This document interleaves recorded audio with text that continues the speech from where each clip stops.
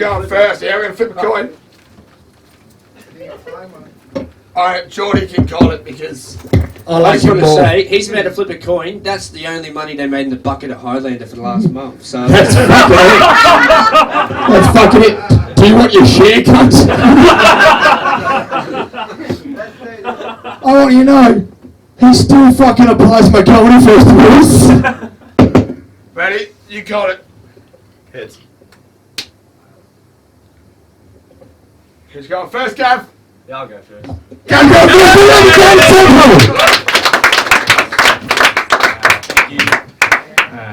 Blaise White, your voice is so fucking loud from telling Kieran Butler to quit comedy. That's fucking good. Look, he's brought your A game against me, but fuck it. What can you say that I won't post on Facebook at 1 AM? So, what can he do? I'll fucking quit comedy soon. But that's good. I want to throw Jordy under the bus, but that's where Matt Nenke's parents are, so...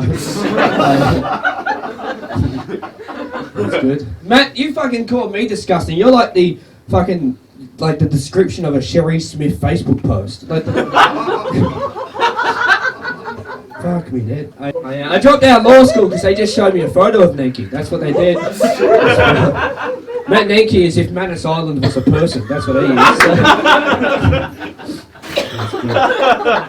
And we got Jordy Mitchell. Actually, no, I'll talk about every other person. We got Gary Jahal. Are you still in the building, brother? No. Fuck yeah, man. Our token Uber driver. That's good shit. Gary, you went to fucking Japan, didn't you? Yep. Yeah, man. And there was a fucking typhoon because even Mother Nature's heard his fucking can't bit. So that's good shit. That's good. Paul Sharpland, did his carer take him home? Is he still here? You still here, Paul? Fuck yeah, he can hear me. That's good. I pick on you, Paul, but I'd like your room, man. So if you could, like, just reply to my... I know you can receive my message, but that fucking font's fucking huge on Paul's phone. That's for sure. Jess Pearman, you scared the fuck out of me. Jess, you recently switched comedy to like one-liners just so the audience can suffer even fucking more. Jess, you look like you fucking every person who complained at My Hungry Jacks. That's fine. Who else was on your team? Sorry, who are you? Anyway, I'm actually impressed with Jordy. It takes a lot of courage to stand in front of people when you're fucking shit. So... Jordy, you have the personality of a melanoma. You look like Paul Sharpland's balls, man. You look like a Cole's version of Matt Nenke. Yo, yo, yo, serotonin is down! You look like you ate me and caught the autism. I don't know, man. I don't know where your gut starts and your fucking diabetes ends. I don't know, man. Jordy, you run a room called Deaf or Glory. Didn't want to blatantly disrespect it again. Which I guess it means you'll either bomb or you die. I think you should have changed it to your own comedy style, which is called Deaf or Polite Chuckles from Your Friends in the Crowd.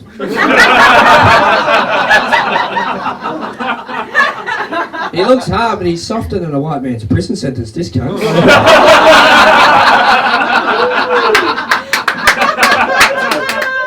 Jordy used to be in a band. What was it called?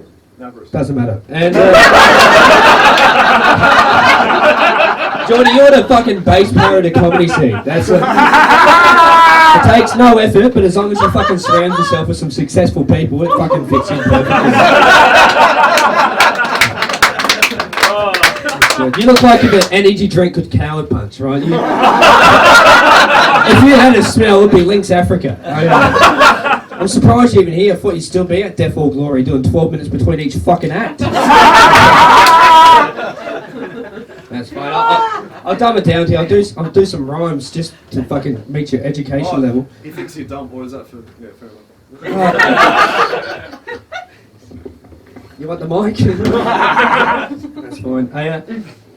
This venue's actually called Dirty Secrets. We're time to speak some truth. It's time to remove this cunt like an old wisdom tooth. I wouldn't put it past me if as a child you were touched by an elderly woman named Ruth. Which is funny because that sounds familiar to a drug used in your sexualized foundation. But I reckon even after you have a root, you're still at the back door asking for a donation. Jordy Mitchell's last year in comedy's been so lucky they called him Stephen Bradbury. Because, dude, when you're coming onto the stage, that's the only time they're fucking clapping. This is bombing. I wrote this tonight. Yeah, I can tell. Yeah. That's fine. Jordy, I'll finish on this. You do run a good room. But when you're on stage, you're like a young Gandalf. He's just like, you shall not be laughing. So that's fine. If you want to spot a dirty secrets, hit me up. All yours, Jordy. You're a good comic, and I can't wait to hear what you say, man. Give it up for Jordy Mitchell, ladies and gentlemen! You are probably wondering what the candles are for. Turn that shit off.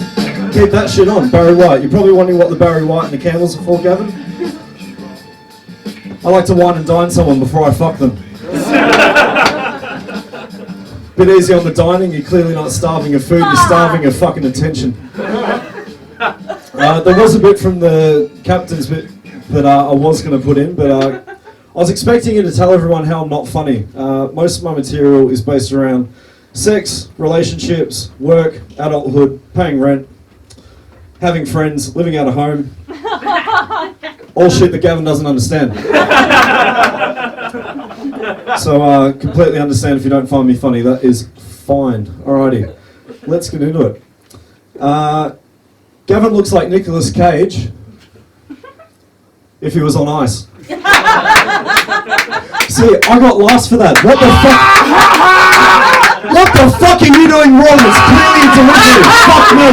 And anyway, that's a Jared Gandry bit from his last fucking roast. So, I am glad that I'm filming this shit tonight, because if you hear any of this shit recycled, you know I fucking wrote it. Alright. Gavin's team, Matt O'Neill, love him, very funny lad. He has the demeanour of a nice, cuddly teddy bear, which is probably why kids like Gavin like to play with him. Gavin went to the joke school of Hard Knock Knocks, where they taught him everything he knows about comedy. From how to put on a performance, keeping his ego in check, to dealing with the media, everything but how to write a fucking joke. Believe it or not, Gavin was offered a mentorship role at the School of Hard Knocks, where you can pay an exorbitant amount of money and come out alright as a comic. The only catch was he wasn't allowed to give career advice. He did win an award though. To be fair, he did win an award. Most likely to bring a gun to school. Sorry, that was a cheap shot. The actual award he won was most likely to end up like Jeff Seddy in 10 years. Oh, that's brutal. Blaise, you're welcome at Death or Glory anytime, son. Just change your fucking voice, my God. Ladies and gentlemen, this is for a good cause. It is for the Starlight Foundation, which is fucking hilarious, because Gavin's going to need all the help he can get after this. So I'm thinking, seeing as everyone's been very generous at the door, maybe we could skim some off the top, and we could treat Gavin to an Uber to Voltaire's safe space when he needs it. Gavin, with all your insecurities and daddy issues that we see online, it's a wonder that you're single, but then I remember you're not a female. They say the camera adds 10 pounds. In Gavin's case, it went straight to his fucking ego. I was going to make a reference about how you like the Susan Boyle of the comedy scene, but I thought that's a fucking low blow. That's a really, really cheap shot, low blow. Considering after 10 years, she still sells out arenas. I do apologise, I'm not used to reading off a script. Unlike Gavin here, he has to write down his jokes he's been doing for 5 fucking years. Gavin posts a lot of shit on social media. The most entertaining recently, before he unfriended me, was that he has no other option than to succeed as a comic. It was something like that. I don't really... I read your posts in your speech impediment and I just lose focus. That's a new bit.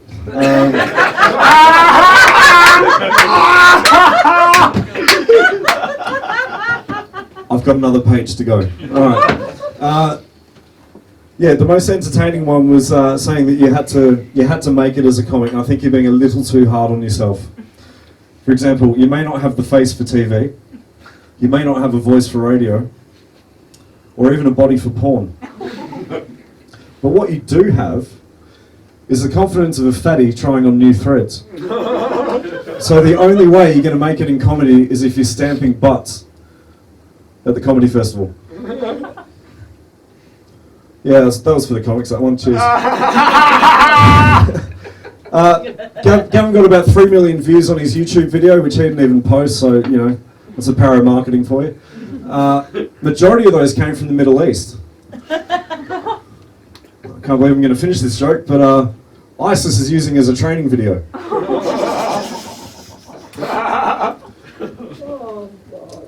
Gavin, if he hasn't, I can't believe he hasn't told you already because he starts every fucking set with it, but Gavin came third in Raw a couple years ago.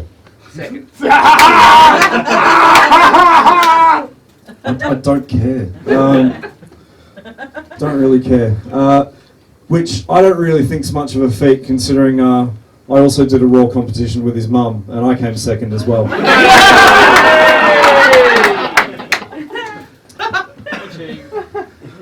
Thank you. Has anyone seen The Joker? Yeah. Yeah? Alright. It's not much of a spoiler alert, they kind of fucked it in the trailers, but I saw The Joker the other day after I saw Gavin's post about it, before he unfriended me.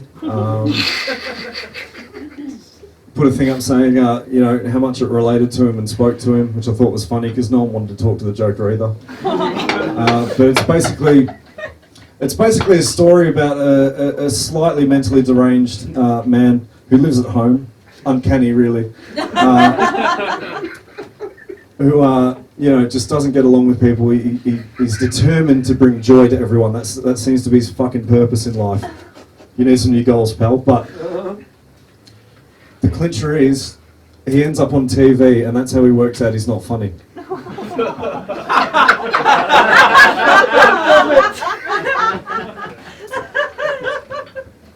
think that just about does it. So, ladies and gentlemen, if you reckon Johnny Mitchell, State 1, make some fucking noise! And if you reckon Gavin Sempel, State 1, make some fucking noise! I'm fucking shocked too. Ladies and gentlemen, Gavin Sempel! Give it up for him!